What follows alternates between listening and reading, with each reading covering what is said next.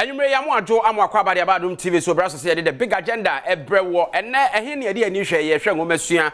Or maybe I put yourself finding a monsieur who must have some there was here the Cordiani and a dear NDC manifesto and some and on Maka a day afa and monsieur on dear Bosch and woman na a feasible. You bet me at the home como na various school unions and I say student unions a hold war any input stakeholders are a war and monsieur and a number of somehow do sorry sign of what once and Pabumu I was say your dear Rishimu and I say and you be home was your fan say business as usual. Midi Edna say ample for a J. Loving Life Chinese Clinic, Madam, and you ready, Brewo. Yamokwaba.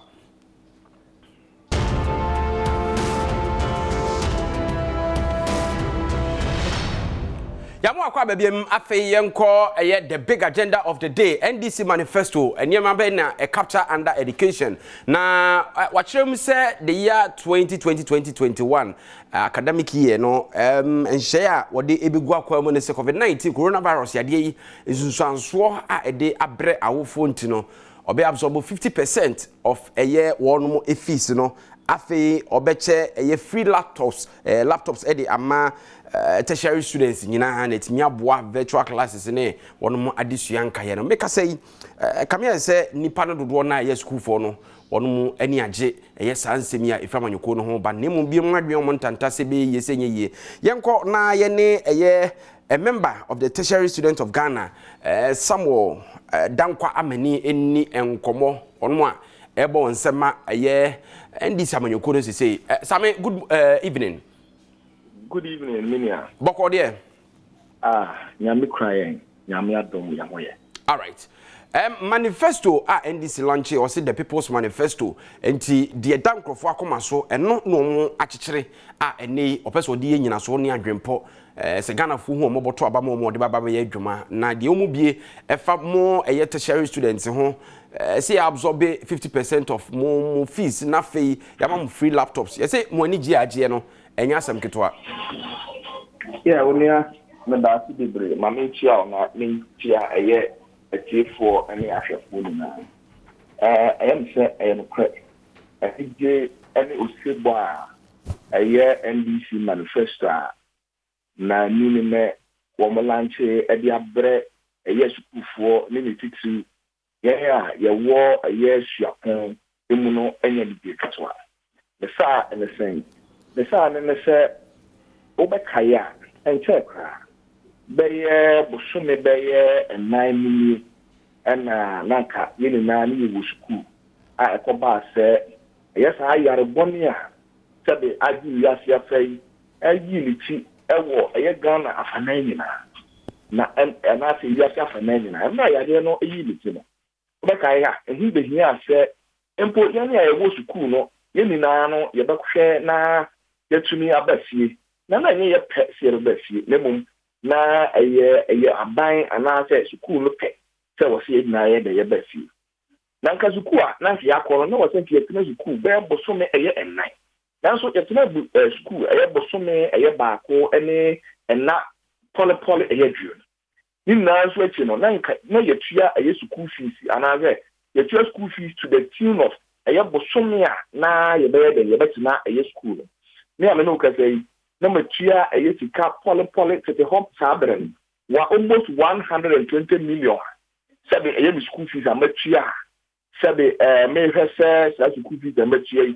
anka minda ho enfasodie se e betia madea mana kodu se bosome enai nanso ye nya ne sa ani ye di basi no ene hu behia se wo se ye hia efrifie ni abroni mu ye friend virtual learning virtual learning ko si se empono ya exams online na ma akoba say wo say virtual learning ya biade no me busu minimum ani mu bi ye fato ye ho so say da bi se ne ekoso no de na akoba say you ntumi nko school bi na mum ye tue school fees for the span of about 4 months e hu be hia say ye ni school empanyinfo ko di nkomo ni ye ka tire school empanyinfo say sabre say ye ntumi ma school bi o gize coronavirus unity no me atue sika e wo senka sabe ye nya ho e mfaso de be bosome be na e hu be hia se e wo se school no e bo modene se empo no wo mo mayen e ye refund bi and now simple one of my refund in fact say I feel the simuno see the new academic year. Who be here say I was say we never read big and I say you been here school in the Friday. And the amount I also said yenya a year home for so. Now you school no authorities been paying the full be no more. I want to be see any ya senka. You better send there. No ya the pencil kaskara and kusiaga. It's Emra and Kusiaga no in fact you movie no were a bit disappointed and near talk also say before I did your school no your school no employing for baby didn't come up your name penny for be said you have them baby didn't come on here say a year refund kakra your parents say we be kakra your school fees no so e be so na no one ya de sa your nemu na endret ya a year NDC for a call launch your manifesto now we launch no more cassette a year school for a war a year tertiary say akwanya bedam na say ye ba school bio a year as school calendar fear ye de simu no won behwe na school fees ye was the tua the name dey was the tua about almost a year 120 million to go to Kano and you better so far na me matua fa na buy na fa na ayasem de na ayasem wa sabe ye di amani adi pa na empo no na ye hwehwe a year school fees no so better kakra na ye residential fees so eso kakra but empo di fo bu we say sabe ebi da wanu ana otu bia ye den ebe eti ya beto ye nu wa ye ede ye nu no ehu be hia se a wo se kusa ne kakra sen ye empo no ye to foforo ye betimi ya den ato foforo amana ye den amana ben ebi se wo hwe wi ase afa na nyina wo ko ba bi ti se abruchimamu na wo hwe eye woni a wo suapo ne se ne wo hwe se wo be ma suapo adisua no akosoro akọ eye enkan ama enyama ba mu a nipa bebre no na se schools bebre na wo ho no na me no kase wo mo hwe se empo no school fees ye wo se school fo tua no wo mo bi ka so empo no wo residential tia eye schools bebre no a eye friends abrochimam no wo mo se next eye academic year students mo ba na mo ko school a eye school friends be bia mo beda no mo ko da ho free bonta mo tia eye kapre ba kwa enti no amra eye tie sa se mi se NDC se you be sure so takunya be dafa in fact am I lead you pa na o share bibi so eti dankwe de moti a wo kire se moni agi eti mbehwe so ato aba ma NDC ana onia sebio empanyinfo enebu bebi empanyinfo ba o mbu no ene se one pa na perfo asempa ekodo obi e no perfo asempa kodo enti sabe yese nia what to work of him kwama sabe yentu se ni panu ko zewu it is a NDC so be true ye akọ him kwa ehu ma hia se wo se yensu ye turu no ko him kwa na yen turu ni ko ye de enko hwewu all right se NDC so obefa eye kanu ada ho no eye afa de amanya ehu ma hia se wo se ye bi ye kita e ma NDC ni e bo mu chidom se ne be ya NDC so betimi aba ba mu na se NDC ba mu a said the fast be a who be ano. Yeah. All right, Samuel Dankwa Ameni university. Mamena was na mentor nkomo no so me the president of University Students Association of Ghana Paul Abrokwa eni nkomo ono nso e wadwen foforo kire se niam bi ho do mo ye hia de pa ma school fo e university a eno de kire se manifesto na mo ho wakra. Paul, good evening. Evening, Boko there. Hello, Paul. Hello, Major Boko there. Boko, Bibia Boko. Nyame adom unu adankwa ni di nkomo sesi a kyese manifesto ne mu ye pa nti no. University form beto ama NDC na om de san hye pay abro. But so kire se niam ehia mo pa no ama eno ne de ehe. Mini abra me da say.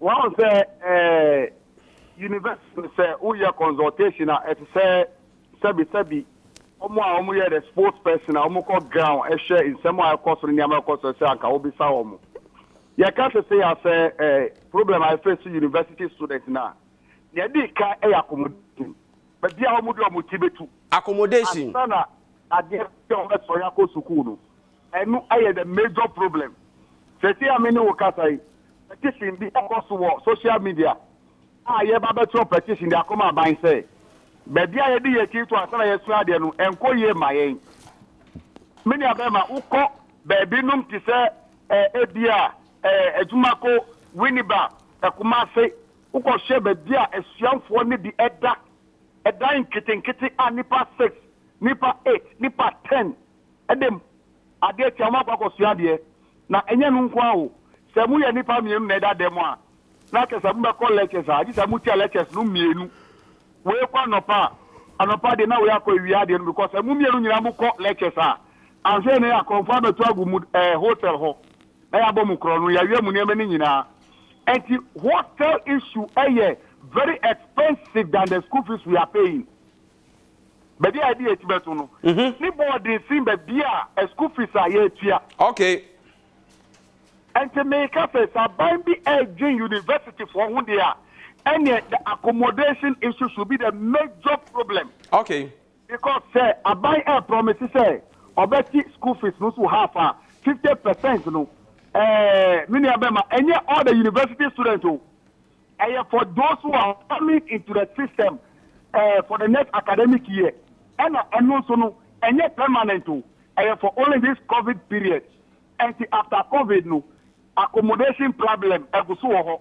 better to aso but what the mechanism ba say motuma mi wi a me ba me solve my accommodation issue no eno be boa ama school for agina so say enukure because accommodation no every see at the chief na etua no okay eno ye say be ka say ye 50% ene na otina so e one never 50% na my Abroko amete de okay ase afo say manifesto we de tackle issues na meka say e boda mo yie pa na mom e de pivot to be kekeke. Yes. Me mechanism say it doesn't tackle issue na affecting you indirectly. No. It doesn't affect us in any way because also 50% am I here. Maybe we level 400 and came back we. Obi wa level 300 and so back we. Who 50% in there. But now so why never 50% na man pan. And no any problem because once a nipa na enter university no, we make arrangement. E kwa amba fa so atua school fees. But baby I'm planning there are a lot of risk. Many of them are uko a UDH a repeat school for ni do ho. Abre am free hotel eco campus akosua de. Uko UW ya cha it is ebinu ba it is kan wo mu. Na say UW we need police for e dey conform bi room ba bonten. A laptop e kura mu almost maku be 60. And a conform ba bonten. And am free school for some me no mu yi omo de. And it's a risk when a school for FM. What is school fees so important than accommodation? Na Abroko minim per NDC for ensemo a omo ka kire yen as media people no omo kire se omo ye extensive consultation eniti eno no targets our manifesto we say the people's manifesto anya bia omo animo anye nkitahudie omo anconsult mo baby ansa na omo di we ba omo anconsult mo man kan sa de mo kan ankire omo. Well, my family there, like I say, I have no idea of any consultation. I have no idea. As president of University Students of Ghana? As the president of the university, I have no idea of this consultation. I have no idea. Now, my mentor, the Bumu Kakra Wahana, a Kyopo, NTS, a baby, a chair, and a friend. Omo person mu share student leaders ambo agina ena omo ko no anyumre anopa na omo ko no ena madam fo ba ko no so ka ho efre me so omo ko meeting na NDC for efre omo na me si dabi me nye so say meeting because a meeting aka omo serve ye elect and I so omo ma ya smart say enne da ye be meeting but ya fra o say bra meeting na wo yi maso yes mumbra meeting and ninya short say ka ho bi na say official as na person kire yes obi am frey for any meeting okay obi am frey all right enti uyi issues here already say eno na obi say na pertinent ya de ehia mu yie pa na de to nchen a say ayi ya absorb mo fees half any free laptops ni ade no anka ye o ana enu mpo no ni mu gidie na say laptop they need na come in pese meka ade me Sabi, Ghana, we are getting we are discerning. Yeah, dream yeah, coin. Open what you say. Yeah, call university every year, and I and I say yeah, and I have a Tennessee. Like there was a time I buy we are at the basic school. I laptop ever teacher basic school. RLG laptop no more share. Okasa aban we ya woni hwan NDC aban. NDC aban. Sa RLG agombila laptop no. Ma fiti sa time na ka by this time no. And your friend aban better my laptop for university. Aka we are up to aka you have knowledge. Aka by all means they will be having laptops. I don't know. Sa laptop no wa hunu so. Yeah, hunu so. Sa ta na me o chekere ni. Na me kira de. Na me ICT instructor. Me ko lab aji se me ko yi mata de tina se laptop aka kira de. And ti se ne ya fe ba biem se de se fa ba kira laptop. Yes, on the ISP and na say ba be company fufuro.